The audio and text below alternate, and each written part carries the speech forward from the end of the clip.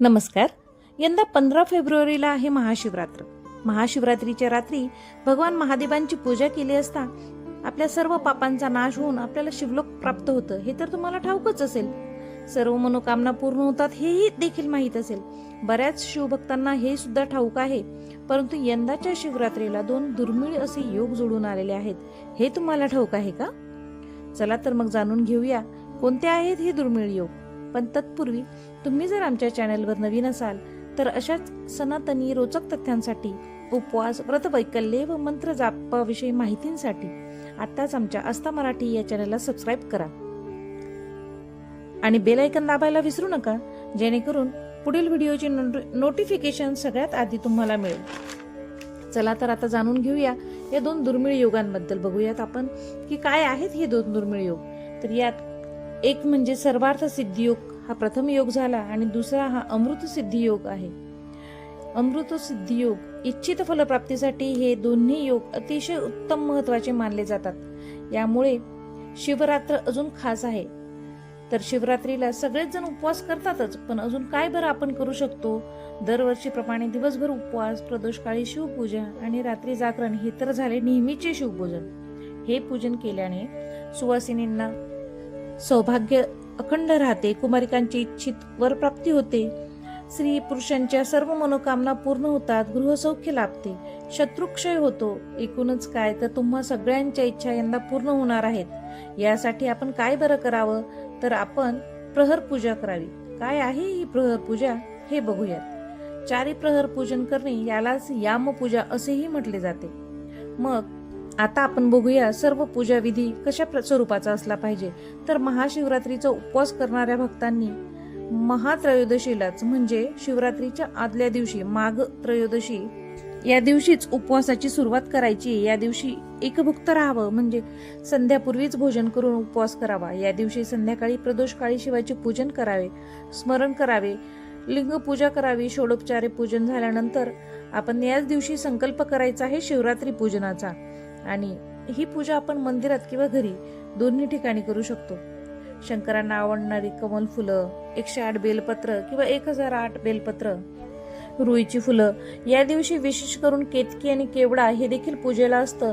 शिवरात्रीलाच फक्त केतकी आणि केवड्याचं फूल वापरलं जातं. इतर वेळी केतकीचं फूल हे निषिद्ध मानलं जातं शिवपूजेत, पण या दिवशी या फुलाचा विशेष मान आहे, तर तुम्ही तेही फुल वापरू शकतात. तर आपण सर्व पूजा विधी सगळं समजून घेण्यासाठी पुढे बघूयात आपण की काय करायचं असतं. ओम नमः शिवाय या मंत्राचा म्हणजे हा बीज मंत्र आहे शंकरा. या मंत्राचा जाप करतच तुम्ही सतत पूर्ण पूजा करायची आहे. खरं तर या दिवशी शिवरात्रीपासून अनेक भाविक भगवान शंकराचे 16 सोमवारचे व्रत देखील करतात. या दिवशी अनेक भाविकांना शिवलीलामृताचे पठण देखील करतात. तुम्हाला हे शक्य नसेल तर शिवस्तुती किंवा 11वा अध्याय तरी वाचावा किंवा ऐकावा. महामृत्युंजय मंत्राचा जाप करावा, दान धर्म करावा आणि संध्याकाळी म्हणजे प्रदोषकाळी उमापती शिव पूजावा. तर आपण सविस्तर बघूया. तुमचा सगळ्यांचा गोंधळ होत असेल ना की नेमकं काय आहे हे पूजा, आदल्या दिवशी पण उपवास, दुसऱ्या दिवशी पण उपवास. तर आपण सविस्तर जाणून घेऊ या पूजेबद्दल.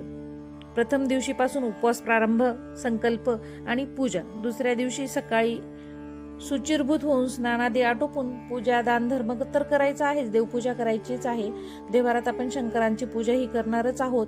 पण संध्याकाळी परत प्रदोषकाळी आपण शंकरांची जी पिंड असते ती पिंड पूजा करायची आहे. दिवसभर तुम्ही पूजेच्या मध्ये शिवलीलामृताचे पठण करू शकतात, शिवकथा वाचू शकतात, दानधर्म तुमच्या इच्छेप्रमाणे किंवा तुमच्या सोयीप्रमाणे तुम्ही करू शकता. तुमच्या यथाशक्तीप्रमाणे तुम्ही दानधर्म करावा, मंत्र जाप करावा आणि संध्याकाळी उमापती पूजावा. संध्याकाळच्या पूजेचा मी तुम्हाला साग्र संगीत सविस्तर माहिती देते. काय करायचं? संध्याकाळी शुचिर्भूत व्हायचं, परत एकदा स्नानादी आटोपून आपण स्वच्छ वस्त्र परिधान करायची, चौरंगावर स्वच्छ पांढरे कापड अंथरायचे, त्यावर ताम्हनामध्ये शिवलिंग ठेवावे आणि दूध, दही, साखर, पंचामृत बनवून म्हणजे पंचामृताने स्नान करून शुद्ध जलाने परत शिवलीलामृतावर अभिषेक करावा. आणि मग नंतर बेलपत्र, शिवाला प्रिय असणारी कमल पुष्प, केतकीचे फूल, केवड्याचे फूल इत्यादी अर्पण करावे. वस्त्र वगैरे अर्पण केल्यानंतर नैवेद्य अर्पण करावा. शंकरांना खीर अत्यंत प्रिय म्हणून खिरीचा नैवेद्य द्यावा.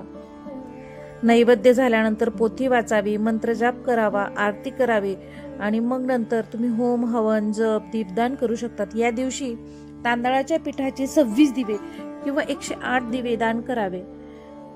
पूर्वी 108 दिवे दान केले जायचे, पण आता 26 दिवे करण्याची प्रथा नवीनच निघालेली आहे. तुम्ही तुमच्या सोयीनुसार दीपदान करू शकतात. सफेद पुष्पकमल, एरवी तर आपण शंकरांना सफेदच वाहत असतो फुलं, पण या दिवशी तुम्ही कमळ पुष्प किंवा सफेद पुष्प पण वाहू शकतात. उपवास हा शिवरात्रीचा उपवास दुसऱ्या दिवशी सकाळी सोडायचा असतो. महाशिवरात्रीच्या दुसऱ्या दिवशी म्हणजे सोमवारी. पण या दिवसापासूनही बरेच भाविक लोक, मी तुम्हाला म्हटल्याप्रमाणे 16 सोमवारचं व्रत करतात. तर त्या दिवशीही उपवास करून संध्याकाळी शिवपूजन झाल्यानंतर तुम्ही उपवास सोडू शकतात. जागरण कसं करायचं, या दिवशीचं काय आहे शिवरात्रीचं जागरण हे थोडक्यात जाणून घेऊ. यामध्ये 4 प्रहर असतात रात्रीचे आणि 1 प्रहर असतो हा निषिद्ध प्रहर असतो. तर तुम्हाला रात्रीभर किंवा रात्र पूर्ण जागरण न करणं शक्य नसेल, कमीत कमी तुम्ही निशित कालापर्यंत तरी जागरण करावे. निशित काल म्हणजे काय, तर रात्रीचा मध्यकाल, जेव्हा शिवतत्व पृथ्वीवर संपूर्णपणे सक्रिय असतं आणि या काळात पूजा केल्याने त्याचे उत्तम फळ अवश्य मिळते. यंदा 15 फेब्रुवारीला उत्तर रात्री 12:28 सुरू होणार आहे निषिद्ध काल आणि 1:18 हा निषिद्ध काल असणार आहे. या काळामध्ये आपण भगवान शंकराचे नामस्मरण, मंत्र जाप करू शकतो. असे कोणते बरं मंत्र आपण जपू शकतो, तर चला मी तुम्हाला सांगते की कोणते मंत्र आपण जपूयात म्हणून. प्रथम प्रहरामध्ये श्री शिवाय नमः हा मंत्र जपू शकता. दुसऱ्या प्रहरामध्ये श्री शंकराय नमः, तर निषिद्ध काळामध्ये श्री सांब सदा शिवाय नमः हा मंत्र जाप. आणि तिसऱ्या प्रहरामध्ये श्री महेश्वराय नमः, चौथ्या प्रहरामध्ये श्री रुद्राय नमः असा नामोच्चार करून तुम्ही पूजन समर्पण करावे. किंवा अडचणीचे वाटत असल्यास ओम नमः शिवाय हा एक मंत्रही पूर्ण असतो. शंकराचा हा बीज मंत्र आहे, जो मी तुम्हाला मागेच सांगितलं की पूजा करत असताना आपण हा मंत्र जाप सतत करत राहावं.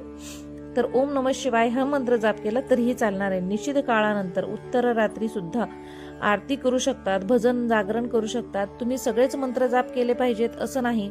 तर तुम्ही निषिद्ध कालामध्ये मंत्र जाप झाल्यानंतर, निषिद्ध काल संपल्यानंतर भगवान शंकराची लवथवती विक्राळी ब्रह्मांडी माळा ही आरती करावी, बेलपत्र व्हावे आणि जास्तीत जास्त उपयोग ह्या रात्रीचा आपण करून घ्यावा. कारण ही शिवरात्र ही प्रचंड शक्तिशाली आणि ऊर्जावान रात्र आहे असं साधू संत सांगतात. या रात्रीचा आपण ही आपल्या ऊर्जा वाढवण्यासाठी उपयोग करू शकतो, जेणेकरून पुढील वर्षभर येणाऱ्या संकटांना तुम्ही धैर्याने आणि ऊर्जेने सामोरे जाल. या दिवशी तुम्ही केलेल्या मंत्राचा जाप व पूजेचे फळ हे तात्काळ मिळते असंही भरपूर जण सांगतात.